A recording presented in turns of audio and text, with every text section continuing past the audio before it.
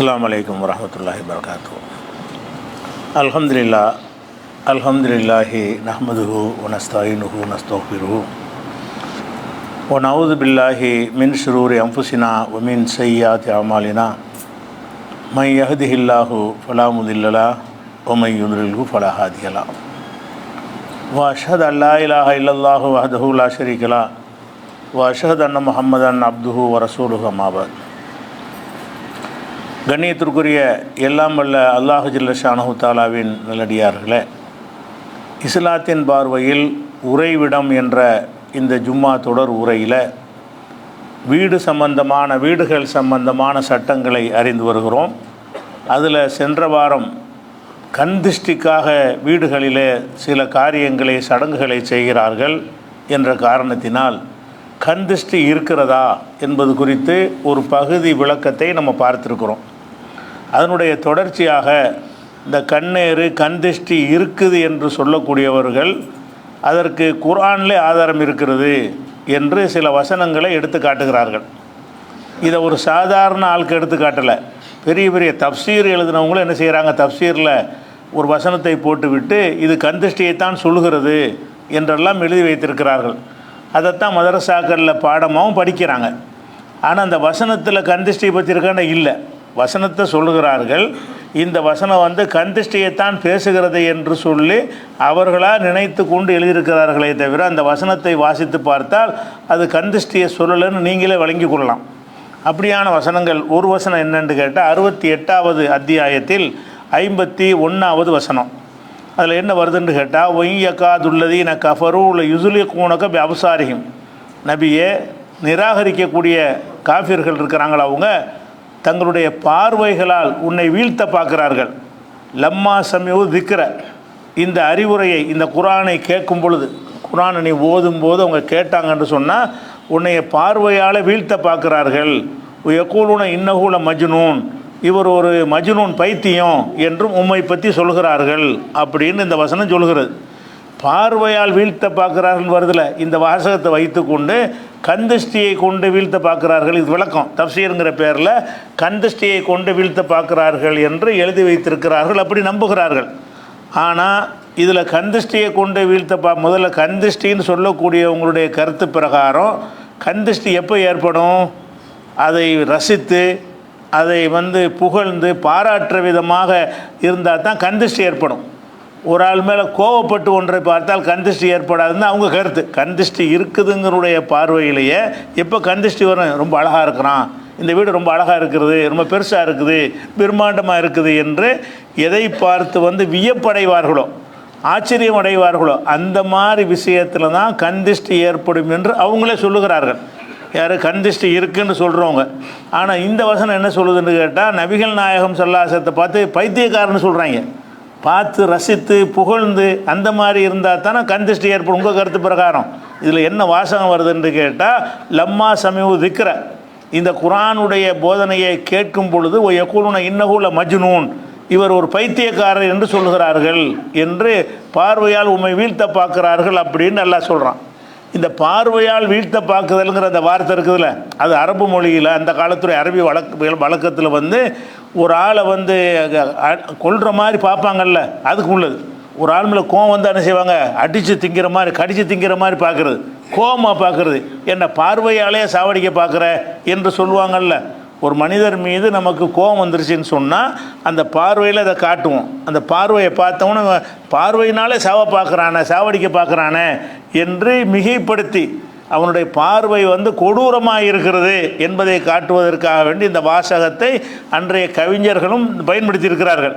குர்ஆனும் பயன்படுத்துது. எப்படி பயன்படுத்துது, இவங்க பார்வையினால் உன்னை வீழ்த்த பார்க்குறாங்க, அதாவது உன்னை பார்க்கும்போது முகம்மதே உன்னை பார்க்கும் பொழுது பார்வையினாலே உன்னை காலி பண்ணிடலாம் நினைக்கிறாங்க அப்படின்னு சொன்னால் என்ன அர்த்தம்னு சொன்னால் கோமா பார்க்குறான்னு அர்த்தம். கோமாத்தான் பார்க்கிறார்கள் என்று தான் இந்த அர்த்தம் என்பதை இதில் உள்ள அடுத்த வாசகமும் சொல்லுகிறது. என்ன சொல்கிறது, யக்கூலுன இன்னஹூல மஜ்னூன், முகம்மது ஒரு பைத்தியக்காரன் என்று சொல்கிறார்கள் அப்படின்னு இந்த வசனம் சொல்லுகிறது. அப்போ இந்த கண்திஷ்டி கட்சிக்காரங்களுடைய கருத்து பிரகாரம் கண்திஷ்டி எப்போ ஏற்படும், கோபம் ஏற்படாது. ஒரு பொருளின் மீது ஆசையாக பார்த்தா தான் என்ன செய்யும் ஏற்படும். ஒரு கவர்ச்சி கவரப்பட்டால் தான் கண் திருஷ்டி ஏற்படும்னு அவங்கள சொல்லிக் கொள்கிறாங்க. இந்த வசனம் என்ன இருக்குது, காபிர்களும் நபிகள் நாயகத்தினுடைய அந்த போதனை ரசிச்சியாக பார்த்தாங்க இல்லை. பைத்தியக்காரன் ஒரு சொல்வதா என்ன அர்த்தம், வெறுக்கிறாங்கன்னு அர்த்தம். நபிகள் நாயகம் ஸல்லல்லாஹு அலைஹி வஸல்லம் அவர்களை பைத்தியம் என்று சொல்லும் அளவுக்கு வெறுப்போடு உன்னை பார்க்கிறார்கள் அப்படின்னு சொன்னால் இதுக்கு கண் திருஷ்டிக்கு ஏதாவது சம்மந்தம் இருக்குதா? இல்லை. ஆனால் இந்த வசனத்தை எழுதி கொண்டு என்ன செய்கிறாங்க, விரிவுரைங்கிற பேரில் இது கண் திருஷ்டியைத்தான் சொல்கிறது, கண் திருஷ்டியினால் நபிகள் நாயகத்தை வீழ்த்த பார்க்குறார்கள் அப்படின்னு சொல்லி அதுக்கு ஒரு கதையும் கூட எழுதி வச்சுக்கிறாங்க. அந்த காலத்தில் பனு அசதுங்கிற ஆதாரம்லாம் இல்லை, தப்சீர்களில் எழுதியிருக்கே தவிர அது யார் அறிவித்தாள், யார் எந்த நூல்களில் வந்திருக்கிறது, அறிவிப்பாளர் யார், ஒரு விவரமும் கிடையாது. ஆனால் ஒரு கட்டுக்கதையை எழுதி வச்சுக்கிறாங்க. எப்படி, பனு அசதில் ஒரு ஆள் இருந்தாராம். அவர் கந்திஷ்டிக்கு ஃபேமஸான ஆளாம். அவர் கண் வச்சுட்டாருன்னு அவ்வளோதான் அப்படின்னு ஒரு ஆள் இருந்தாராம். அவர் எப்படி கந்திஷ்டி வைப்பார்னு சொன்னால் 3 நாளைக்கு சாப்பிட மாட்டாராம். 3 நாளைக்கு பட்டினியாக கிடந்து பசியோடு ரொம்ப இருக்கிற நேரத்தில் ஒரு விஷயத்தை பார்த்தா தான் ரொம்ப கவர்ச்சியாக இருக்கும். ரொம்ப பசியோடு இருக்கும் பொழுது 3 நாளைக்கு பட்டினியாக கிடந்து 4வது நாள் அவர் கண் பட்டுச்சின்னு சொன்னால் ஏதாவது நடந்துடும் அப்படின்னு ஒருவர் இருந்தார். அவர்கிட்ட போய் இவங்க முறையிட்டாங்க, முகமது என்ன செய்யணும், கந்திஷ்டினால் வீழ்த்திருன்னு, கந்திஷ்டி வச்சு அவர் முகமதை காலி பண்ணிடணும்னு கேட்டுக்கொண்டார்கள். அதன்படி அவன் என்ன செஞ்சான், நபிகள் நாயகத்தை கந்திஷ்டியினால் வீழ்த்துவதற்காக வேண்டி 3 நாள் பட்டினி கிடந்து 4வது நாள் ரசூலுல்லாஹை பார்த்து ரொம்ப அழகாக ரொம்ப செழிப்பாக இருக்கார அப்படின்னு சொல்லி அந்த ஒரு பார்வையை பார்த்த உடனே நபியை வீழ்த்திடலாம் என்று நினைத்தார்கள். அதைத்தான் இது சொல்லுகிறது என்று எழுதி வைத்திருக்கிறார்கள். இது யாருப்பா சொன்ன, எங்கே இருக்குது, யார் சொன்ன இந்த சம்பவத்தை இப்படின்னு சொல்லி ரசூலுல்லாஹ் சொன்னாங்களா இல்லை சஹாபாக்கள் சொன்னாங்களா? இதுக்கு அறிவிப்பாளர் வரிசை உண்மை கிடையாது. சும்மா கட்டுக்கதையில் ஒருத்தர் கந்திஷ்டி வைக்கிறோன்னு அதுக்குன்னு ஒரு ஆள் இருக்கிறான், கந்திஷ்டி வைக்கிறதுக்குன்னு ஒரு ஆள் இருப்பாங்களாம். அவங்கள போய் தேடி பிடிக்கணுமா. அவங்க என்ன செய்வாங்களா, யாரை வேண்டாலும் கந்திஷ்டின் மூலமாக வீழ்த்தி விடுவார்கள் என்று சொல்லி எழுது பயங்கர ஷிர்கா இருக்கிறது. ஒரு மனிதர் அவர் கண் பார்வையினால் வீழ்த்திடுவார், அதுக்கு தகுதியான ஒரு ஆள் இருந்தார்னு சொல்வதாக இருந்தால் இதுக்கு நிகரான ஒரு இணை கற்பித்தல் கிடையாது. ஆனால் என்ன செய்கிறாங்கன்னு கேட்டால், எல்லா மதங்களும் இந்த கந்திஷ்டிங்கிறது பரவி இருந்த மாதிரி, ஜாகிலியாக்கள்லையும் பரவி இருந்த மாதிரி இது இஸ்லாமிய கலரில் ஒன்றா சேர்க்குறாங்க. அந்த பழக்கம் எல்லாத்தையும் இருந்த காரணத்தினால இப்போ இந்து மதத்தில் கந்திஷ்டி இருக்கா இல்லையா, யூத மதத்தில் இருக்கா இல்லையா, கிறிஸ்துவ மதத்தில் இருக்கா இல்லையா, பௌத்த மதத்தில் எல்லாத்தையும் கந்திஷ்டி இருக்குது. அதெல்லாம் மூட நம்பிக்கை ஒழிக்க வந்த மார்க்கத்தில் என்ன செய்கிறாங்கன்னா, இஸ்லாத்துக்கு வந்த பிறகு அந்த கந்திஷ்டி மெத்தடில் இருந்துக்கிட்டே இருக்கிறாங்க. கந்திஷ்டி இருக்குங்கிற நம்பிக்கை இருக்கும் பொழுது அதை இஸ்லாமிய கலர் பூசுவதற்கு தான் இதை சொல்கிறாங்களே தவிர எந்த ஒரு மனிதனுடைய கண்களுக்கும் பார்க்கிறதை தவிர வேறு எந்த சக்தியும் கிடையாது. பார்க்கலாமே தவிர, பார்த்து ரசிக்கலாமே தவிர இன்னொருவனுக்கு கேடு செய்யக்கூடிய எந்த ஒரு பவரும் எந்த ஒரு கண்ணிலையும் கிடையாது. கண்ணில் எந்த ஒரு லேசர் மாதிரி நம்மளை அழிச்சிருமா, ஒன்றுமே கிடையாது. அப்படிங்கிற ஒரு அடிப்படை வழங்கி கொள்ளணும். இந்த வசனத்தை காட்டுவாங்க 68வது சூறாவில் 51வது வசனம். இது கந்திஷ்டின்னு சொல்லுதா, உன்னை கிறுக்கன்னு சொல்கிறாங்க, பார்வையினால் வீழ்த்த பார்க்குறாங்கன்னு இருக்குது. இல்லை நிறைய என்ன இருக்குது, நபியே உன்னை கிறுக்க என்று சொல்கிறார்கள், பார்வையினாலே உன்னை வீழ்த்த பார்க்குறார்கள் அப்படின்னு தான் இருக்கே தவிர கந்திஷ்டி வைத்து வீழ்த்த பார்க்குறார்கள்ங்கிற மாதிரி அந்த கருத்துக்கு இடமே இல்லை. ஆனாலும் குரானில் இருக்குன்னு சொல்லி என்ன செய்கிறாங்க, இந்த வசனத்தை எடுத்து கொண்டாந்து காட்டுற காட்சியை பார்க்குறோம். அதே மாதிரி யூசுப் நபியுடைய ஒரு சம்பவம் இருக்குது. அந்த சம்பவத்தில் வரக்கூடிய ஒரு வாசகத்தை வைத்து கொண்டு இது கந்திஷ்டி இருக்குது அப்படிங்கிறாங்க. அது என்ன சம்பவம்னு கேட்டால், யூசுப் அலைஹிஸ்ஸலாம் அவர்களை சின்ன பிள்ளையில கொண்டு போய் கிணத்துல போட்டுருவாங்களா, பழைய சம்பவங்கள் தெரிஞ்ச விஷயம். அப்புறம் ஒரு வியாபார கூட்டம் அந்த குழந்தையை எடுத்துக்கிட்டு போய் எகிப்தில் கொண்டு போய் விற்பனை செய்வாங்க. அந்த ராஜா வீட்டில் அதை வாங்கிடுவாங்க. வாங்கி அங்கேயே வளர்ந்து அவர் என்ன செய்வார், கடைசியாக அவர் மீது ஒரு குற்றச்சாட்டு சுமத்துவாங்க, சிறையில் அடைப்பாங்க. அதுக்கப்புறம் அவரே என்ன செஞ்சிருவார்னா ஒரு அதிகாரத்துக்கு வந்துடுவார். யூசுப் நபி என்ன செய்வார்னு கேட்டால், அந்த எகிப்துடைய ஒரு மன்னருங்கிற ஒரு அந்தஸ்துக்கு என்ன செய்வார், வந்துடுவார். அப்படி வந்த நேரத்தில் இந்த பகுதியில் உள்ள பாலஸ்தீன் பகுதி பூராவுமே பஞ்சமாக இருக்கிற, உணவு கிடைக்கல. இவருடைய நிர்வாகத்தில் திட்டமிட்டு அந்த நிர்வாகம் செய்து நிறைய சேமிப்பு வச்சிருக்கார் உணவு. யூசுப் நபி அவர்கள் என்ன செய்கிறார், கனவு உணவு எல்லாம் காட்டினான். 7 வருஷம் பஞ்சம் இருக்கு, 7 வருஷம் செழிப்பான காலம் வரும், செழிப்பான காலத்தில் வர்றதை நீங்கள் சேமித்து வச்சுக்கிறங்க, அடுத்த 7 வருஷத்துக்கு மழையே வராது அப்படின்னு கனவு மூலமாக எல்லாம் காட்டின காரணத்தினால இவர் அந்த 7 ஆண்டுகள் விவசாயம் செய்து நிறைய உணவுகளை சேமித்து வச்சுருக்கிறார். வேறு பகுதியில் உள்ளவங்களுக்கு அந்த நாலேஜ் இல்லை. அவங்களுக்கு இந்த 7 வருஷ பஞ்ச காலம் வந்தவுடனே அரிசி கிடைக்காதா, பருப்பு கிடைக்காதா, கோதுமை கிடைக்காதான்னு ஒவ்வொரு பகுதியும் அலைகிறாங்க. அலைந்தால் எகிப்தில் மட்டும்தான் கிடைக்கிறது. யூசுஃப்கிட்ட போனால் கிடைக்கும். நம்ம ஏதாவது நம்மகிட்ட இருக்கக்கூடிய பொருள்களை தங்க நகை அதெல்லாம் கொண்டு கொடுத்துவிட்டு நம்ம வந்து அவர்கிட்ட என்ன செய்யலாம், அரிசி வாங்கிட்டு வரலாம், கோதுமை வாங்கிட்டு வரலான்ட்டு பல பகுதி வர்றாங்க. அப்படி வரக்கூடியதில் வந்து இந்த இவருடைய சகோதரர்கள் இருக்காங்க, கிணத்துல தள்ளி விட்டாங்கல்ல, கொள்ள முயற்சி பண்ணாங்க, அவங்களும் வர்றாங்க. இந்த உணவு வாங்குவதற்காக வேண்டி எகிப்துக்கு போனால் நமக்கு உணவு கொடுக்குறாரு யூசுஃப்னு ஒருத்தர் இருக்காராம், ஒரு மன்னர் இருக்கிறாரு, அவர்கிட்ட போய் நம்ம உணவு வாங்கி வருவோம் என்று என்ன செய்கிறாங்க, அந்த யூசுஃபுடைய சகோதரர்கள் வர்றாங்க. வந்தவுடனே இவர் யூசுஃப் நபி விளங்கிக்கிட்டாங்க, இதுதான் நம்ம சகோதரர்கள். அவர் சின்ன பிள்ளையாக இருந்தாலும் அந்த 10 பேர் ஒன்றா வந்தோன்னு கண்டுபிடிச்சிடலாம்ல. 10 பேர் வர்றாங்க, தான் நம்ம அண்ணன்மார்வோ, இவங்க தான் நம்மளை சின்ன பிள்ளையில் கிணத்துல தள்ளி விட்டவங்கன்னு அவர் விளங்கிருச்சு. ஆனால் அவங்களுக்கு இது ஒரு ராஜா நினைக்க முடியல. நம்ம தான் கிணத்து தள்ளிட்டோம், அது ஓனாய் திண்டு போயிருக்கேன், அவர் என்ன ஆனான்னு தெரியலைங்கிறதுனால இவர் தான் தம்பின்னு அவங்களுக்கு தெரியலை. இந்த 10 பேருக்கு வந்து நம்முடைய தம்பி தான் ஆட்சியில் இருக்கிறாரு அப்படின்னு விளங்கலை. அவர் தம்பிக்காருக்கு தெரிஞ்சு போச்சு, இவங்க யார், இவங்கெல்லாம் எந்த ஊர்லேருந்து வந்திருக்கேன்னு கேட்டாலும் தெரிஞ்சிடும்ல. எந்த ஊர்லேருந்து வந்திருக்கிறீங்க, உங்கள் தாப்பனார் யார் அப்படி கேட்டாலும் என்ன செஞ்சிடறேன், இன்னார்னு தெரிஞ்சு போயிடும். அப்போ இவருக்கு வந்து அண்ணன்மார்கள் தான் வந்திருக்காங்கன்னு தெரிஞ்சிருச்சு. தெரிஞ்சாலும் அவர் காட்டிக்கிறல. காட்டிக்கிறாமல் கேட்கும்போது எத்தனை பேர் இருக்கிறீங்க வீட்டில் எல்லாரும் கேட்கும்போது நாங்கள் மொத்தம் 11 பேர். இன்னொரு ஆள் எங்கே, இன்னொரு ஆள் எங்கன்னா அவரை விட்டு வந்துட்டாங்க. யூசுப் நபியுடைய தகப்பனாருக்கு வந்து மொத்தம் வந்து 12 குழந்தைகள், யூசுப் நபியும் சேர்த்து 12 குழந்தைகளில் யூசுப் நபியும் இன்னொரு சகோதரரும் ஒரு தாய் மக்கள், மற்ற 10 பேரும் வேறு தாய் மக்கள். இவங்க 2 பேரும் தான் தாயும் தகப்பன்னு ஒன்றா இருக்கிறாங்க. அந்த அவர் சின்னவர், யூசுப் நபியை விட அவர் சின்ன ஒரு ஆள், அவரை வந்து விட்டுட்டு வந்திருக்கிறாங்க. அவன் நீங்கள் 11 பேர்னு சொல்கிறீங்களே, இன்னொரு ஆள் எங்கே அப்படின்னு கேட்குறாரு. இதெல்லாம் இந்த குரானில் வருகிறது. அப்போ அவங்க சொல்கிறாங்க, அதை விட்டுட்டு வந்துட்டான், தகப்பனார் அனுப்ப மாட்டேங்கிறாரு, விட்டுட்டு வந்துட்டோங்கிறாங்க. அவர் என்ன செய்கிறாருன்னு கேட்டால், நீங்கள் அடுத்த முறை வர்றதா இருந்தால் நீங்கள் எல்லாருமே வந்தால் தான் நான் தருவேன், இந்த இன்னொரு பையன் இருக்காங்கிறீல்ல அவரை நீங்கள் கூட்டிகிட்டு வரணும் அப்படின்னு சொல்கிறார். அவங்க சரின்னு சொல்லிட்டு போயிடுறாங்க. போகும் என்ன செய்கிறாருன்னு கேட்டால், அந்த உணவுக்காக கொண்டு வந்திருப்பாங்கல்ல, இந்த காசு பணம் தங்கம்லாம் கொண்டு வந்திருப்பாங்கல்ல, அதுகளை எல்லாம் என்ன செய்கிறாங்கன்னு கேட்டால் அவங்களுடைய பொதியிலே இதில் வைக்க சொல்லிட்டார் தெரியாமல். உணவையும் கொடுத்துவிட்டு அவங்க உணவு வாங்குவதற்காக கொண்டு வந்திருப்பாங்கல்ல, அடமானம் வைப்பதற்காக அந்த பொருள்கள், அதை அவங்களுக்கு ரிட்டர்ன் பண்ணிடுங்க, அவங்களுக்கு தெரிய வேணாம், அவங்க பொதியில் வச்சு கட்டி விட்ருங்கன்னு சொல்கிறார். அண்ணன்மார் ஒரு நாள் சலுகை பண்ணுறாரு. அப்புறம் வீட்டில் போய் திறந்து பார்க்குறாங்க. திறந்து பார்த்தா இது என்ன நம்ம கொடுத்தோம் திருப்பி வந்துருச்சே அப்படின்னு சொல்லி ஆச்சரியப்பட்டு நம்ம கொண்டு ரிட்டர்ன் பண்ணிடுவோம், நாங்கள் களை வாங்கவுனா இல்லை அப்படின்னு தகப்பனார்ட்ட சொல்கிறாங்க. நாங்கள் கொண்டு போன சாமான் அப்படி கொண்டு வந்துட்டோம், அதே நேரத்தில் தானியத்தையும் வாங்கிட்டு வந்திருக்கிறோம், ஆனால் நாங்கள் களவான்ட்டு வந்து நினைக்காதீங்க அப்படின்னு சொல்லிவிட்டு அந்த சகோதரர்மார்கள் விளக்கம் சொல்கிறாங்க. இப்படி நாங்கள் மறுபடி உணவு வாங்க போனோம் என்று சொன்னால் இந்த தம்பியும் கூட்டு வர சொல்கிறாங்க. அந்த கடைசி தம்பி இருக்கார்ல, அவரையும் அழைத்து கொண்டு வந்தால் தான் தருவேங்கிறார், இல்லைன்னா தரமாட்டேங்கிறாருன்னு சொன்ன உடனே யாக்கூப் நபி என்ன சொல்வார்னு கேட்டால், நான் உங்களை நம்பி அனுப்ப மாட்டேன், ஏற்கனவே யூசுப் அப்படி தான் பண்ணுனீங்க, நாங்கள் கூட்டிகிட்டு போய் நல்லபடியாக கவனிப்போட்டீங்க, கடைசியில் ஓனாய் சாப்பிட்ருச்சுன்னு சொல்லிவிட்டீங்க, அதே மாதிரி இவரையும் செஞ்சிருவீங்க என்ற காரணத்தினால் உங்கள் 10 பேரையும் நான் நம்ப மாட்டேன் அப்படிங்கிறாரு.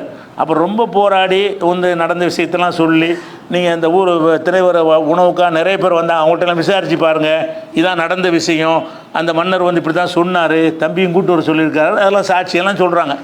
அப்புறம் என்ன செய்கிறாருன்னா உறுதிமொழி வாங்கிக்கிட்டு அனுப்பி வைக்கிறார். அனுப்பி வைக்கும்போது முதல் அனுப்புனது போகும்போது எந்த ஒரு அறிவுரையும் சொல்லலை. 2வது அனுப்புனது என்ன செய்கிறார், நீங்கள் போங்க 11 பேர் போகிறீங்கல்ல, போகும் பொழுது எகிப்துக்கு வந்து பல வாசல்கள் இருக்கும், எந்த ஒரு நாடாக இருந்தாலும் என்ட்ரன்ஸ் வந்து நிறைய இருக்கும். அவர் என்ன செய்கிறாருன்னா, நீங்கள் ஊருக்குள் நுழையும் போது பல என்ட்ரன்ஸில் நீங்கள் போங்க, எல்லோரும் ஒரே வாசலில் போகாதீங்க, இதுதான் முக்கியமான கந்திசிக்கு உள்ள ஆளுக்கு காட்டுற ஆதாரம். யாக்கூப் நபி என்ன சொல்லுவார்னு கேட்டால், நீங்கள் வந்து ஒரு வாசல் வழியாக நுழையாதீர்கள், இப்போ ஆளுக்கு ரெண்டு பேரை ஒரு வாசலில் நுழையணும், மொத்தமாக ஒரு 11 பேராக போனீங்கன்னு சொன்னால் அது வந்து நல்லா இருக்காது அப்படின்னு சொல்லி யாக்கூப் நபி என்ன செய்கிறாருன்னா, லாத்ததுரு இங்கே ஒரே எப்படி சொல்கிறாங்க வாசகம்னு கேட்டால், யா பனிய என் மக்களே, லாத்ததுரு மின் பாபின் வாஹிதின், ஒரு வாசலில் போயிடாதீங்க, 11 பேரும் சேர்ந்து ஒரு வாசலில் போகக்கூடாது. ஒதுகுழு மின் அபுவாபின் முத்தஃபர்ரிக்கத்தின், பல வாசலில் நுழைங்க, 4 வாசல் இருந்துச்சுன்னு சொன்னால் இதில் 3 பேர், அதில் 3 பேர், இதில் 3 பேர், அப்படி போங்க, மொத்தமாக போயிடாதீங்க அப்படின்னு சொல்லிவிட்டு, ஒமா உகுனி அன்கும் மினல்லாஹி மின் செய்யின், அல்லாட்டிருந்து உங்களை நான் காப்பாற்ற முடியாது, இந்த வாசகத்தை சொல்கிறார். நீங்கள் ஒரு வாசலில் போங்க, ஆனால் அல்லாஹ் ஏதாவது நடக்கணும்னா நடந்து தந்தீர், அதை என்னால் தடுக்க இயலாது, அதனால் நீங்கள் ஒரு வாசலில் போகாதீங்க, பல வாசலில் போங்க, இனில் ஹுக்கும் இல்லா இல்லா, அதிகாரம் அல்லாஹ்வுக்கு தான் இருக்கிறது அப்படின்னு சொல்லி ஒரு வாசகத்தை சொல்கிறார். இந்த வாசகத்தை வைத்துக்கொண்டு என்ன செய்கிறாங்கன்னா, ஏன் அப்படி சொன்னார், ஒரு வாசலில் எல்லாரும் போகாதீங்கன்னு கண் வச்சுருவாங்க. எதுக்கு சொன்னாராம்? கந்திஷ்டியை ஒன்றுமே இல்லை, வாசகமே இல்லை. ஆனால் இவங்க கந்திஷ்டியில் ஊறி போன ஆட்களுக்கு எப்படி சிந்தனை ஓடுது? கந்திஷ்டி வச்சுருவாங்க என்பதற்கு தான் அவர் சொல்லியிருப்பார். யாக்கூப் நபி என்ன செஞ்சாராம்? நீங்கள் 11 பேர் மொத்தமாக போனால் கண் வச்சுருவாங்கல்ல, மொத்தமாக ஒரு வாசலில் போனாங்க வர்றா அப்படின்னு கண் வச்சுருவாங்களாம். எல்லோரும் கண்ணேறி பட்டுங்கிற காரணத்துக்காகத்தான் நீங்கள் பிரிஞ்சு போங்கன்னு அவர் சொன்னார் அப்படின்னு சொல்லி இந்த 67வது வசனம் 12வது யூசுப் சூராவில் 67வது வசனத்தில் யாக்கூப் நபி சொன்னார்கள் அப்படின்னு சொல்லி, இதுக்கு தஃப்சீருங்கிற பேரில் ஏன் சொன்னார் என்று சொன்னால், ஒரு வாசல் வழியாக வரும்போது ஒரு குடும்பத்தை சேர்ந்தவர்கள் அதிகமான எண்ணிக்கையில் அது நிறைய கதையெல்லாம் எழுதுகிறாங்க. அவங்க ரொம்ப பயங்கரமான அழகாக இருப்பாங்களாம். யூசுப் நபியுடைய அந்த சகோதரர்கள்லாம் என்ன செய்வாங்க? ரொம்ப அழகானவர்களாக இருப்பாங்களாம், ரொம்ப திரகாத்திரமாக இருப்பாங்களாம், பர்சனாலிட்டியாக இருப்பாங்களாம். அதனால் அதை பார்த்து கண் வச்சுருவாங்க. இதெல்லாம் சேர்க்குறது எக்ஸ்ட்ரா ஃபிட்டிங்கில் சேர்க்குறாங்க. குர்ஆனில் அப்படி இல்லை. தஃப்சீருங்கிற பேரில் இதெல்லாம் என்ன செய்கிறது? எக்ஸ்ட்ரா சேர்த்து வைத்துக்கொண்டு அது கந்திஷ்டி வைப்பதற்காகத்தான் என்ன செஞ்சார் யாக்கூப் நபி அப்படி சொன்னார் அப்படின்னு சொல்லி என்ன செய்கிறாங்க சொல்கிறாங்க. அதுக்கப்புறம் அல்ல அதே வசனம் அடுத்த வசனத்தில் அல்லாஹ் சொல்லி காட்டுறான், மாக்கான யுகுனி அன்ஹு மினல்லாஹி மின் ஷைஇன். இது இப்படி அவர் சொன்னதுனால அவர்களுக்கு எந்த ஒரு பயனும் தரவில்லை. இவங்க சொன்னதுனால எந்த ஒரு பயனும் தரவே இல்லை. இல்லா ஹாஜத்தன் ஃபி நஃப்சி யாக்கூப், யாக்கூபுடைய உள்ளத்தில் இருந்த ஒரு எண்ணத்தை தவிர, ஒரு மன பிரமையை தவிர வேறு ஒரு பயனும் இது தரவில்லை அப்படின்னு வேற எல்லாம் சொல்லி காட்டுறான். அப்போ இந்த மாதிரி பல வாசல் வழியாக போனதுனால உங்களுக்கு நன்மை ஏற்பட்டுச்சான்னா நன்மை ஏற்படலை அப்படிங்கிறது இந்த வசனத்துடைய கருத்து. அப்போ இந்த வசனத்தை 2 வசனத்தை வைத்து கொண்டு என்ன சொல்கிறாங்கன்னு கேட்டால், கந்திஷ்டி வைத்து விடக்கூடாது என்பதற்கு தான் சொன்னார்கள் விளங்கிறோம். ஆனால் கந்திஷ்டிக்கு தான் அவர் சொன்னார்னு சொன்னால், முதல் தடவை போனாங்கல்ல அப்போ சொல்லலை அவர். இது 2வது விசிட்டு. இப்போ போகிறாங்களே இவங்க 11 போகிறாங்களே, ஏற்கனவே ஒரு உணவுலாம் வாங்கிட்டு வந்துட்டாங்க. வாங்கிட்டு தம்பியை கூட்டிகிட்டு வாண்டவர் சொல்கிறார்ல, அப்போ தம்பியும் அழைத்து கொண்டு 11 பேராக போகிறாங்கல்ல, அந்த 11 பேராக போகும்பொழுது தான் இந்த ஒரு உத்தரவை சொல்கிறார். அப்போ கந்திஷ்டிக்காக சொல்வதாக இருந்தால் ஏற்கனவே போனாங்கள அப்பவும் சொல்லியிருப்பார்ல, ஏற்கனவே அனுப்பி விடும் பொழுது என்ன செய்வார்? நீங்கள்லாம் போகிறீங்க, ஒரு வாசல் வழியாக போகாதீங்க, பல வாசல் வழியாக போங்கன்னு அவர் சொல்லலை. இப்போ மட்டும்தான் அவர் சொல்கிறார். 2 டைம்ஸ் அவங்க போகிறாங்க. முதல் தடவை போகிறாங்க, உணவுலாம் வாங்கிட்டு வந்துட்டாங்க. 2வது தடவை போகிறாங்க, அப்போ தான் தகப்பனார் சொல்லி அனுப்புகிறார், நீங்கள் போகிறீங்க பிரித்து போங்க, ஒன்றா போகாதீங்க அப்படின்னு சொல்கிறார். அப்போ இதை முதல் தடவை சொல்லாமல் 2வது தடவை சொல்கிறதுக்கு என்ன காரணம் அப்படின்னு பார்த்தா, முதல் தடவை போகும்போது அவங்க யாரையோரன்னு போயிட்டாங்க. போனதுக்கு பிறகு யூசுப் நபி என்ன செய்கிறாருன்னு கேட்டால், இவர்கள் மீது கூடுதல் கரிசனம் காட்டுகிறார். இருக்கிற மக்கள்லாம் திரண்டு உணவு வாங்க வந்திருக்கிறாங்க. இவங்களை மட்டும் பிரத்தியமாக கூப்பிடுறாரு, இவங்கள தம்பியெல்லாம் விசாரிக்கிறாரு, குடும்பத்தை பற்றியெல்லாம் விசாரிக்கிறாரு. அவங்க கொண்டு வந்த பொருள்களை அவங்களுடைய பையில் திருப்பி வச்சிடுறாரு. அதிகமான மதிப்பு கொடுக்குறாரு. இப்படிலாம் கொடுக்குறத பார்த்தோன்னே பார்க்குற ஆளுகளுக்கு என்ன ஒரு பொறாமை வருமா இல்லையா? பொறாமை வரும். இப்போ 3 பேர் ஆயிரக்கணக்கான பேர் வந்திருக்கு ஒரு சாப்பாடு கேட்டு, இவர் இந்த 10 பேருக்கு மட்டும் ஸ்பெஷல் கவனிப்பு செய்கிறாரு அப்படின்னு சொல்லும் பொழுது பார்க்குறவங்க பொறாமைப்படுவாங்க. இந்த சம்பவத்தை சொன்ன பிறகு தான் அவர் 2வது இப்படி சொல்லி அனுப்புகிறார். நீங்கள் போகிறீங்க, எல்லோரும் மாதிரி நீங்கள் போகலை, நீங்கள் போனீங்கன்னு சொன்னால் உங்களை சிறப்பாக கவனிச்சிருக்கிறார். 2வது தடவை போகும்போது சிறப்பாக கவனிப்பார். முதல் தடவை வரும்போதும் சிறப்பாக உங்களை கவனித்திருக்கிறார். அவங்க 10 பேருக்கும் சிறப்பாக கவனித்து உங்களுடைய உணவுப் பொருள்களை திருப்பி தந்துட்டார். உங்கள்கிட்ட கட்டணம் வாங்காமல் ஓசியாக தந்திருக்கிறார். இப்போ 2வது தடவை போகும்போது மொத்தமாக போய் நின்னீங்கன்னு சொன்னால் மற்றவங்க பார்வையில் என்ன ஆகும்னு கேட்டால் ஒரு விதமான பொறாமை வரும். அதனால் நீங்கள் பிரிஞ்சு போனீங்கன்னு சொன்னால், கூட்டத்துக்கிட்ட 3 அங்கிட்டு 3 போனீங்கன்னா, ஒரு கூட்டமாக வந்தாங்க, ஒரு ஊர்லேருந்து வந்தாங்க, மொத்தமாக இவர் சலுகை கொடுத்தாரு அப்படிங்கிற மாதிரி ஒரு பொறாமை வந்துவிடக்கூடாது. பார்க்குறவர்கள் ஒரு தப்பாக நினைக்கக்கூடாது நினச்சாரே தவிர, கண்ணு வச்சு அதனால் கேடு வந்துடும் அப்படிங்கிற அந்த வாசகத்தில் இல்லை. இவங்க கந்திஷ்டியை நம்புகிற காரணத்தினால இதில் அந்த கருத்தை நுழைக்கிறாங்க. கந்திஷ்டி இருக்கிற காரணம் ஏன் அப்படி சொன்னார் தெரியுமா? கந்திஷ்டி வச்சுருவாங்க என்பது தான் சொன்னார். கந்திஷ்டிக்கு மட்டும்தான் இதை சொல்லுவாங்களா? ஒரு கூட்டமாக போனீங்கன்னா, ஒரு குறிப்பிட்ட ஆட்களாக போனாங்கன்ட்டு வைங்க, பார்க்குறவங்க என்ன பார்க்குற ஒரு மாதிரி நினைப்பான், என்னடா ஒரே குடும்பத்து ஆட்களாக வர்றாங்க, அவங்க சொந்தக்காரர்களாக நிற்கிறாங்க அப்படின்னு சொல்லும்போது என்ன செய்வான்? ஒரு பொறாமைப்படுவாங்க, தப்பான எண்ணம் கொள்வார்கள். அப்போ அந்த மாதிரி ஒரு எண்ணம் வரக்கூடாதுங்கிறக்கா என்ன செய்கிறாங்கன்னு கேட்டால், பிரிஞ்சு போய் ரேஷனில் ஜாமான் வாங்குவது கூட அண்ணன் தம்பி 10 பேர் போய் நின்றாங்கன்னா என்ன செய்வாங்க? பல மாதிரி விமர்சனம் பண்ணுவாங்க. அப்போ ரேஷனில் போய் நிற்கிறது எப்படி நிற்கணும்? ஒருத்தர் நிற்கணும், ஒரு 4 பேர் தள்ளி ஒருத்தர் நிற்கணும். அப்படி நின்றாங்கன்னா பார்க்குறவனுக்கு என்ன செய்யாது? ஒரு வித்தியாசமாக தெரியாது. பார்ப்பவர்கள் பொறாமைப்படுவார்கள், வெறுத்துருவாங்க. அப்படிங்கிற ஒரு காரணத்துக்காகத்தான் இந்த மாதிரி கூட்டமாக போகும்போது இந்த பிரிஞ்சு போங்க அப்படின்னு சில நேரங்களில் நம்மளும் சில ஆலோசனையில் சொல்லுவோம். உலகத்தில் எல்லாரும் சொல்லக்கூடியது தான். ஆனால் இது கந்திஷ்டிங்கிற வார்த்தை இதில் இல்லாமல் இருந்து கூட என்ன செய்கிறாங்கன்னு கேட்டால், அவர் எதனால் அப்படி போக சொன்னார் தெரியுமா? 11 பேர் மொத்தமாக நின்றால் கண்ணு பட்டுருவாங்க, ஏன் தனியாக வந்தால் கண்ணு பட முடியாதா? கந்திஷ்டி தான் காரணமாக இருந்தால் ஒரு தனியாக ஒரு ஆள், அழகான ஒரு ஆள் வந்து அவரை பார்த்து கந்திஷ்டி வைக்க மாட்டாங்களா? 11 வந்தால் தான் கந்திஷ்டி வரும், 10 வந்தால் கந்திஷ்டி வராதுன்னு ஏதாவது இருக்குதா? நீங்கள் கந்திஷ்டி தான் காரணம்னு சொன்னீங்க என்று சொன்னால், ஒத்தாள் போனாலும் கந்திஷ்டி வருமே, கந்திஷ்டி நெசமாக இருக்கும் என்று சொன்னால், நீங்கள் தனித்தனியாக போனதுனால கந்திஷ்டி இல்லாமல் இப்படி போயிடும். அந்த கண் வைக்கணும் வச்சுட்டான்னா உங்கள் கருத்து பிரகாரம் கண் வச்சுருவான்ல, 3 பேர் மேலே கண் வைக்க மாட்டான். அப்போ இங்கிட்டு 3 அங்கிட்டு 3 போனீங்கன்னா இந்த 3 பேர் கண்ணில் போட்டு அவன் தானே கந்திஷ்டி வைப்பான்.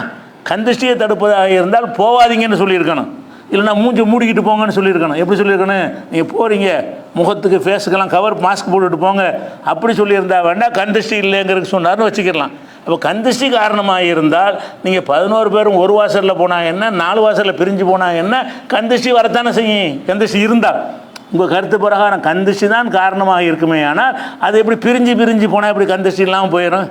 10 பேராக இருந்தால் தான் கந்திஷ்டி வரும், 5 பேராக இருந்தால் கந்திஷ்டி வராதுன்னு உங்கள் கந்திஷ்டி கொள்கையில் எப்படியாவது இருக்குதா? கந்திஷ்டி வருவதாக இருந்தால் 10 பேர் இருக்க வேண்டும், ஒருத்தர் 2 பேர் போனால் கந்திஷ்டி வராது, அப்படியே உங்கள் கொள்கை வச்சுக்கிறீங்களா? இல்லை தானே. அப்போ கந்திஷ்டி காரணம் கிடையாது. கூட்டமாக இருந்தால் பார்க்குறதுக்கு நல்லா இருக்காது. ஒரு குடும்பத்தை, ஒரு தகப்பனுக்கு பிறந்தவர்கள் 10 பேர் முன்னா போய் நின்றாங்கன்னா, என்னடா ஒரு வீட்டுக்கு 3 பேர் வந்திருக்கிறாங்க, வீட்டுக்கு ஒரு ஆள் வர வேண்டியதானே, ஒரு வீட்டுக்கு ஏன் 10 பேர் வந்தாங்க அப்படின்னு சொல்வார்கள். பிரிஞ்சு அவன் 3 முன்னானா தெரியாது. அப்போ பார்க்கிறவர்கள் அவர்களைப் போல ஜாமான் வாங்குவதற்காக வந்திருக்கக்கூடிய மக்கள் பார்வையில் ஒரே வீட்டார் வந்து நிறைய நிற்கிறாங்க, ஒரு வீட்டுக்கு 10 பேர் வந்திருக்கிறாங்க, 10 ரேஷன் பொருள் வாங்குகிறாங்க என்று சொன்னால் ஒரு வெறுப்பு வரும். ஒரு விதமான அந்த அரசர் மீது வெறுப்பு வரும், உங்கள் மீது வெறுப்பு வரும். அந்த வெறுப்பு வரக்கூடாது என்பதற்கு தான் நீங்கள் பிரிஞ்சு போங்கன்னு சொன்னாரே தவிர கந்திஷ்டிக்கு சொன்னார் நீங்கள் வந்து எடுக்கிறீங்க. இப்போ கந்திஷ்டி எப்படி தடுக்க உங்கள் சொல்லுப்படி வச்சா கூட பிரிஞ்சு போனால் கந்திஷ்டி வராது அப்படியே சொல்லுங்கள். கந்திஷ்டி வருவதாக இருந்தால் சிங்கிள் ஆளுக்கெல்லாம் வராது, சிங்கிள் ஆளு தானே வருங்கிறீங்க. ஒரு ஆளை பார்த்தாலும் கந்திஷ்டி வருமே, ஒருத்தன் பார்த்தா அப்படி மெலிஞ்சு போயிட்டாங்கிறீங்க. ஒரு ஆள் தானே பார்த்தா இப்படி மணிஞ்சு போனால் 10 பேர் பார்க்கலையே. அப்போ 10 பேராக இருக்கணும், 20 பேராக இருக்கணும்லாம் கந்திஷ்டிக்கு ஷரத்து கிடையாது அவங்க கருத்து பிரகாரம். இப்போ கந்திஷ்டிங்கிறது ஒருத்தன் கண்ணு பட்டுட்டால் இதாக ஏற்படும்னு சொன்னீங்க என்று சொன்னால், ஒருத்தன் மேலே பட்டாலும் ஏற்படத்தான் செய்யும், 2 பேர் மேலே பட்டாலும் ஏற்படத்தான் செய்யும், 10 பேர் பட்டாலும் ஏற்படத்தான் செய்யும் போது உங்கள் கருத்து பிரகாரம். நம்ம கருத்து பிரகாரம் இல்லை, நீங்கள் கந்திஷ்டி இருக்குதுங்கிற கருத்து பிரகாரம். இது கந்திஷ்டிக்கு அவர் சொல்லியிருந்தாருன்னா அப்படி சொல்லியிருப்பாரா? கந்திஷ்டிக்கு சொன்னால் என்ன செஞ்சுருக்கானே, நீங்கள்லாம் போகிறீங்க, ஆளால் பார்த்து கண்ணு வச்சுருவாங்க, அதனால முகத்தை மூடிக்கிட்டு போங்க, அந்த புர்கா மாதிரி போட்டுட்டு உள்ளே போங்க, அப்போ தான் யாருன்னு தெரியாது அப்படி சொல்லியிருந்தாரையானால் கந்திஷ்டிக்கு தான் இவர் சொன்னார்னு விளங்கிக்கிடலாம். அப்போ கண் பார்வையில் படுற மாதிரி தானே போகிறாங்க. கந்திஷ்டியை தடுப்பதாக இருந்தால் கண் பார்வையில் படாமையில் ஆக்கணும். அப்போ இதெல்லாம் குரான் ஆதாரமாக, கந்திஷ்டிக்கு ஆதாரம்னு சொல்லி சம்பந்தம் இல்லாத ஒன்றை கொண்டு வந்து என்ன செய்கிறாங்க, இதை ஒரு ஆதாரமாக காட்டுகிறார்கள். அடுத்து இன்னொரு ஆதாரம் காட்டுவாங்க. நம்ம 100 கடைசி சூறா குரானில் நாசு சூறா இருக்குல்ல, அந்த கடைசி சூறாவில் என்ன வரும்னு கேட்டால், அல்லாட்ட பாதுகாப்பு தேடுறோம். குல் அஊது பிரப்பின் நாஸ், மனிதர்களின் இறைவனிடத்தில் நான் பாதுகாப்பு தேடுகிறேன். மலிக்கின் நாஸ், மனிதர்களுடைய அரசனாக இருக்கக்கூடிய அல்லாஹ்விடத்தில் நான் பாதுகாப்பு தேடுகிறேன். இலாஹின் நாஸ், மனிதர்களின் கடவுளாக இரட்சகனாக இருக்கக்கூடிய அல்லாஹ்விடத்தில் நான் பாதுகாப்பு தேடுகிறேன்.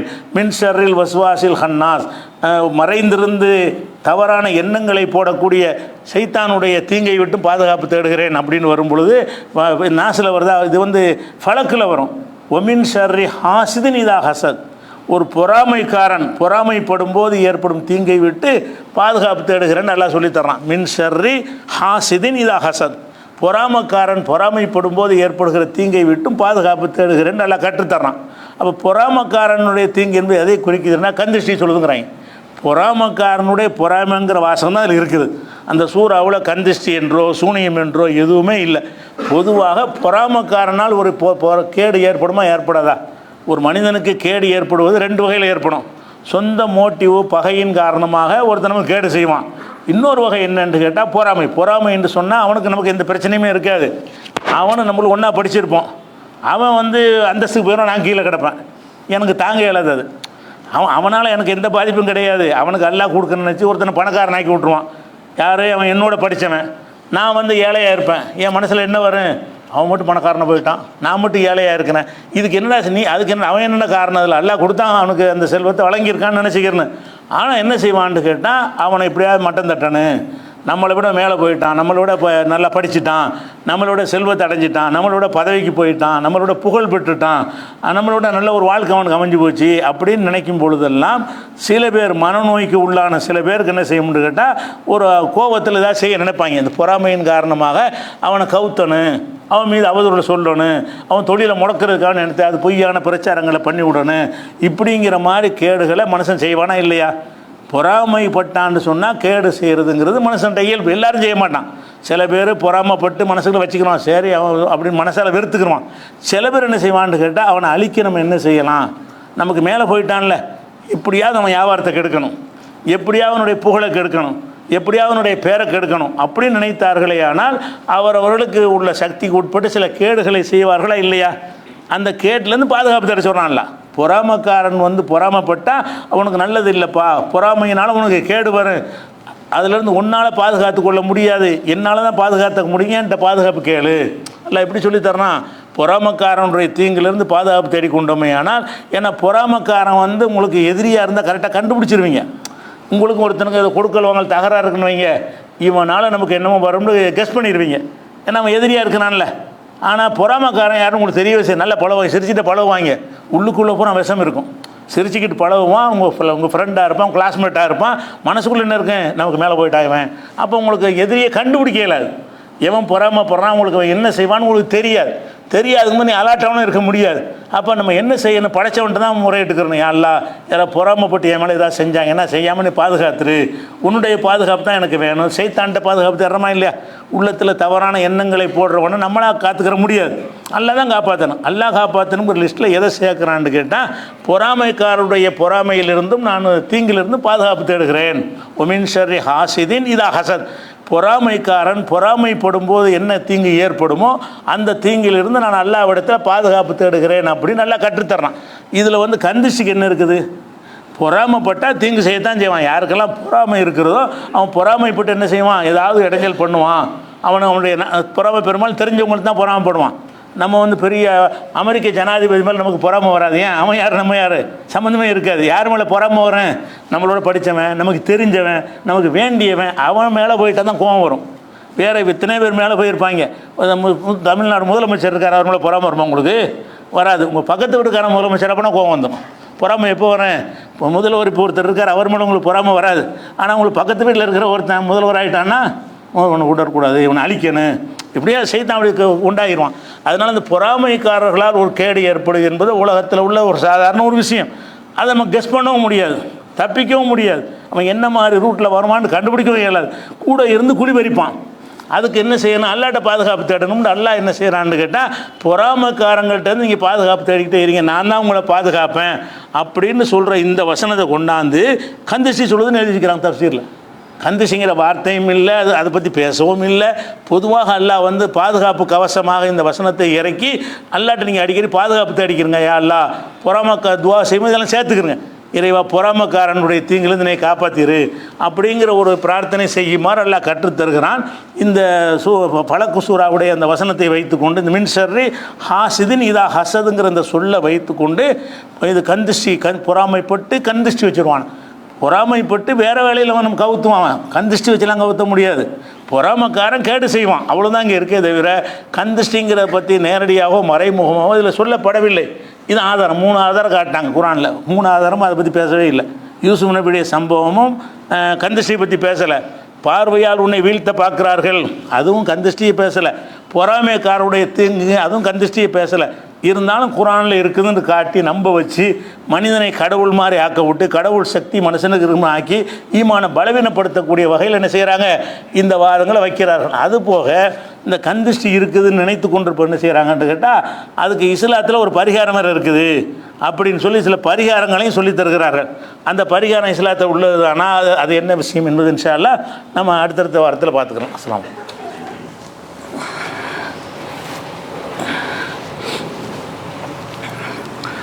அன்பிற்குரிய சகோதர சகோதரிகளை, சென்ற வாரம் உச்சநீதிமன்றத்தில் ஒரு தீர்ப்பு 2 வாரத்துக்கு முன்னாடி முக்கியமான ஒரு தீர்ப்பளிச்சிருக்கிறாங்க.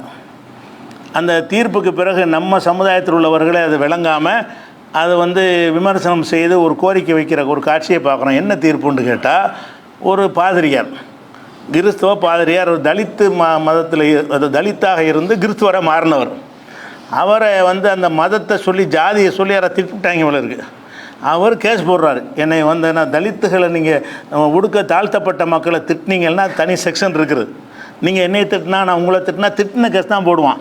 நீங்கள் வேறு ஒரு ஒடுக்கப்பட்ட ஜாதி இருக்க தாழ்த்தப்பட்ட ஜாதிங்கிறாங்கல்ல அவங்கள திட்டிங்கன்னு சொன்னால் அதுக்கு வன்கொடுமை கேஸு, ஜாமீனே கிடைக்காது.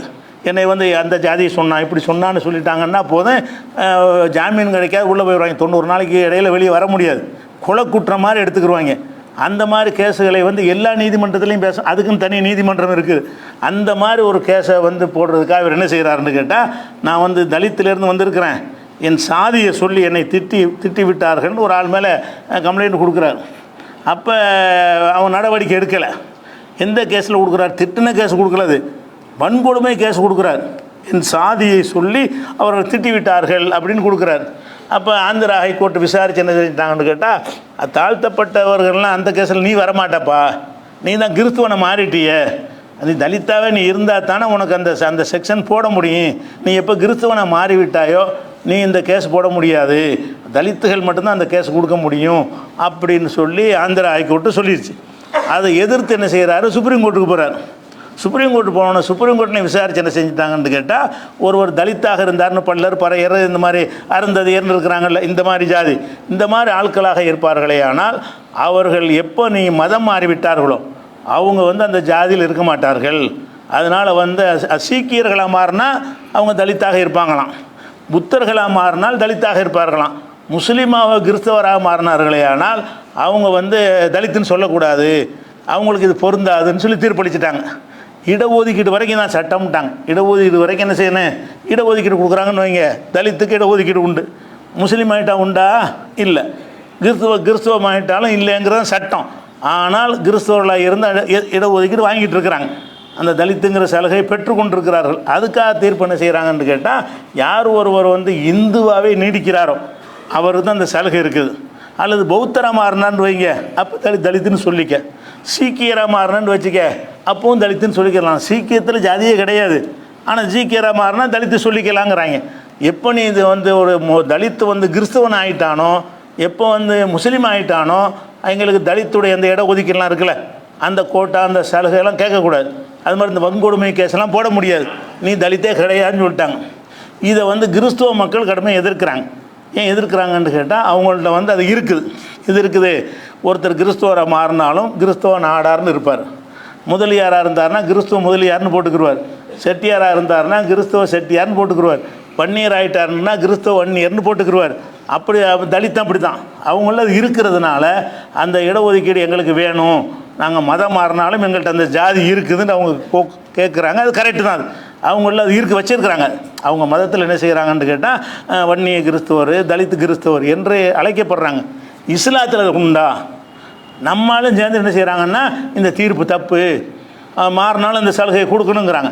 ஒரு தலித் இஸ்லாத்துக்கு வந்துட்டாருன்னு வைங்களேன், அவர் தலித்தாக வச்சுக்கணுமா, தலித்துங்கிற சலுகையை கொடுக்கணும்னு கேட்குறாங்க. அது வந்து இஸ்லாத்தை அழிக்கக்கூடியது. இஸ்லாம் அந்த இடஒதுக்கீடுங்கிறத விட முக்கியமானது என்ன, இஸ்லாத்தில் அந்த ஜாதி கிடையாதுன்னு சொல்வதெல்லாம் இஸ்லாத்தின் சிறப்பு இருக்குது. இந்த இடஒதுக்கீடு தொலையுதுன்னு போயிட்டு இஸ்லாத்துக்கு வரணும். இஸ்லாத்துக்கு வந்த பிறகு உன் மார்க்கத்தில் என்னை வந்து செட்டியாரை வச்சுக்க, இஸ்லாத்துக்கு வந்த பிறகு என்னை முதலியாரை வச்சுக்க, இஸ்லாத்துக்கு வந்த பிறகு என்னை நாடாரை வச்சுக்கன்னு கேட்டான்னா ஒத்துக்கிறக்கூடாது. இஸ்லாத்தை விட்டு கொடுத்துட்டு எந்த ஒன்றும் நமக்கு தேவை கிடையாது. அதுக்காக ஒருத்தர் வருவாருன்னா அவர் வர அவசியமும் கிடையாது. இஸ்லாம் ரசூலுல்லாவுக்கு இதுக்கு தான் கடுமையாக அல்ல கோவிக்கவும் செய்கிறான். இந்த வத்தாவெல்லாம் இருக்குல்ல, வந்து என்ன கேட்டாங்க, எங்களுடைய ஜாதி ஏற்றதால் ஒத்துக்கிறணும், நீ ஒத்துக்கிட்டீன்னு சொன்னால் அவங்க ஏற்றுக்கொள்வோம், அந்த கீழ்த்தட்டு மக்களையும் மேல்தட்டு மக்களையும் சமமாக்காதுன்னு கேட்டாங்க. ரசூலுல்லாஹ் கூட லேசாக அதுக்கு சரிகான்ற அளவுக்கு வந்துட்டாங்க. அதுக்கு தான் எல்லாம் கண்டிக்கிறோம். அதனால் இஸ்லாத்தை பொறுத்த வரைக்கும் ஒரு தலித்தாக இருப்பவர் இஸ்லாத்துக்கு வந்துட்டாருன்னா அவர் தலித்து கிடையாது, அந்த சலுகை நம்ம கேட்கக்கூடாது. இப்படி இருந்தால் நிறைய பேர் இஸ்லாத்துக்கு வர வேண்டியதில்லை. இஸ்லாத்தை குழி தோண்டி போச்சுட்டு இஸ்லாத்துக்கு ஏன் வரணும்? இஸ்லாத்தினுடைய அடிப்படை கொள்கையை குழி தோண்டி புதைச்சிட்டு அதுக்கு பேர் இஸ்லாமா? இஸ்லாத்துடைய அடிப்படை கொள்கை என்னது? ஜாதி கிடையாது, ஜாதி பிறப்பால் ஏற்றத்தாழ்வு கிடையாது, எந்த ஒரு ஜாதி அமைப்பும் எங்கள் மார்க்கத்தில் கிடையாதுன்னு சொல்வது தான் இஸ்லாத்தினுடைய சிறப்பு. அந்த கிறிஸ்தவ மக்கள் கேட்குறாங்கன்னு சொன்னால் அவங்க மதத்தில் அது இருக்கிறது. நம்ம மதத்தில் யாராவது நீங்கள் தலித்து முஸ்லீம்னு இருக்கிறாங்களா? ஜெயலலிதா அவர்கள் வந்து முன்னாடி ஒரு தேர்தல் வாக்குறுதியில் என்ன செஞ்சாங்க, தலித்து முஸ்லீம்களுக்கு இடஒதுக்கீடு தருவேன்னு அறிவித்தாங்க தேர்தல் அறிக்கையில். உடனே நம்ம சமுதாய அமைப்புகள்லாம் சேர்ந்து அவருக்கு எதிராக கருப்பு கொடி காட்டணும். எப்படி நீ தலித்து முஸ்லீம் சொல்ல, முஸ்லீமில் எங்கே தலித்து இருக்கிறான், எப்படி நீ சொல்ல போச்சு அப்படின்னு கேட்குற அளவுக்கு நம்ம தெளிவாக இருந்தோம். அதனால் இடஒதுக்கீடு தலித்தாக இருக்கிறவனு இடஒதுக்கீடு கிடைக்காட்டாலும் பரவாயில்லை, இஸ்லாத்தில் வந்து அந்த அந்த தீண்டாமையை கொண்டாந்து நுழைக்கணும் ஒத்துக்கிற மாட்டோம். இதனால தான் ஒருத்தன் வருவாண்டா வர வேணாம். இஸ்லாத்தில் வந்தால் உனக்கு இடஒதுக்கீடு கிடைக்காம போயிட்டு போகுதுடா, உன்னுடைய தீண்டாமல் போயிடும், உனக்கு சூட்டப்பட்ட 1000 ஆண்டுகளாக இருக்கிற அந்த இழிவு உனக்கு வராது. அது விரும்பினா நீ வா, நீ வந்து அந்த இழிவோடு தான் நீ வருவா, அந்த இழிவை நாங்களும் உனக்கு தரணும் என்று சொல்வாயானால் அது எங்களுக்கு தேவையில்லைன்னு சொல்லணும். ஆனால் விளங்காமல் என்ன செய்கிறாங்கன்னு கேட்டால் இந்த தீர்ப்பு சரியில்லை, தீர்ப்பு சரியில்லைன்னு அவங்க கேட்குறாங்க, நியாயம் இருக்குது. கிறிஸ்தவர்கள் கேட்குறாங்கன்னா அவங்க வச்சுருக்கிறாங்க அந்த ஜாதியை, வன்னியர் கிறிஸ்துவராக இருப்பாங்க, வன்னியராக இருப்பாங்க, கிறிஸ்துவராக இருப்பாங்க, நாடாராக இருப்பாங்க, அவங்க அதை கடைப்பிடிச்சிட்டு வர்றாங்க. நீங்கள் கடைப்பிடிங்களா? முஸ்லீம் நாடார் யாராவது இருக்காங்களா? நம்ம எவ்வளோ அறியாமல் காலத்தில் இருந்தால் கூட அதில் எவ்வளோ தெளிவாக இருக்கிறோம். நம்ம மார்க்கத்தை சரியாக பேணாத சமுதாயமாக இருந்தால் கூட நம்மளில் முஸ்லீம் வன்னியர்னு வச்சுருக்கிறோமா, முஸ்லீம் நாடார்னு வச்சுருக்கிறோமா, முஸ்லீம் தேவர்னு வச்சுருக்கிறோமா? முஸ்லீம்னா முஸ்லீம் தான், அவன் எங்கேருந்து வந்தால் நமக்கு அது கவலை இல்லை. நம்ம அதை வந்து அழித்து நாசமாக்கி குழி தோண்டி புதைச்சிவிட்டோம், அதை கொடுக்கணும்னு கேட்குறாங்க. அவன் தலித்தாக இருந்தாலும் இஸ்லாத்துக்கு வந்தால் அந்த தலித்தாக நீ ஏற்றுக்கங்கிறாங்க. ஏன் ஏற்றுக்கிறேன்னு? எங்களுக்கு தேவையில்லை தான். எங்களுக்கு இஸ்லாமியரை வந்துட்டான்னு சொன்னால் நீ கொடுக்காத, தலித்து சலுகை கொடுக்காத, வேணா பிசி பிற்பட்ட சமுதாயம்னு ஒன்று இருக்குல்ல அதில் சேர்த்துக்க. ஆனால் தலித்துங்கிற ஒரு தலித்து இந்த மாதிரி ஜாதிகளோடு நாங்கள் ஏற்றுக்கிற மாட்டோம்னு சொல்லணும். ஆனால் விளங்காமல் என்ன செய்கிறாங்கன்னா சில பதிவுகளை போட்டுக்கிட்டு இந்த தீர்ப்பு சரியில்லை, அந்த தலித் இஸ்லாத்துக்கு வந்தாலும் அதே சலுகையை கொடுங்க, அதே ஜாதியை ஏற்றுக்கிறங்கன்னு சொல்லி கோரிக்கை வைக்கிறாங்க. யார்? முஸ்லீம்ங்கிற பேரில். அது கண்டிக்கத்தக்க ஒரு விஷயம். இஸ்லாத்தை தான் காப்பாற்றணும். இடஒதுக்கீட்டை விட இஸ்லாத்தினுடைய கொள்கை பிரதானமானது. அதனுடைய சிறப்பு அதில் தான் தங்கி இருக்குது. இங்கே வந்தால் ஒட்டுன ஒரு தடவை களிமா சொன்னால் அந்த நிமிஷமே எல்லாம் ஒளிஞ்சு போயிருதுன்றோம்ல, அதுதான் நமக்கு பெருமையை தவிர இடஒதுக்கீடு கிடைக்கி அதை தக்க வச்சுக்கிட்டே வருவாங்கன்னா வர தேவையில்லை. அதை நாங்கள் அழிக்கிறதுக்கு தான் இந்த மதத்தில் இருக்கிறோன்னு சொல்லணும். தகவலுக்கு அவனே. அஸ்ஸலாமு அலைக்கும்.